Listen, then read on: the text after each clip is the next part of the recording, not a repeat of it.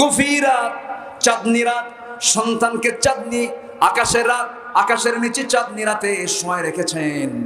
আমেনা সন্তানের কাছে গেলে পরে হাওমা করে কান্দেন। আবু তালেব একদিন বলতেছে, মুহাম্মদ তুমি তো আল্লাহর নবী হয়ে গেছো, একটা কথা বলি তোমাকে। কি কথা চাচা আপনি বলেন? তুমি যখন জন্ম নাও 2 থেকে 3 দিন বয়স, তোমার মা তোমার কাছে থাকে না, তোমাকে দেখলে হাওমা করে কান্দে, তোমাকে একা চাঁদনি আকাশের নিচে শোয়ায় রেখেছে, তোমার পাশে কেউ নাই, তুমি হাত পা নড়াচড়া করছো, আমি নিজের স্বচক্ষে আমি নিজের চোখে দেখতে পেলাম। তুমি তোমার ডান হাতটা যখন বাম দিকে নাও, চাঁদটা তোমার হাতের সঙ্গে বাম দিকে আসে। আবার যখন তোমার হাতটা যখন আবার ডান দিকে নাও, চাঁদটা ডান দিকে যায়। আবার 2 হাতটা যখন টেনে টেনে নিচের দিকে নিয়ে আসো, চাঁদটাও তোমার চোখের কাছাকাছি চলে আসে।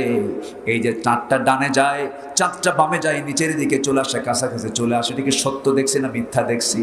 রাসূল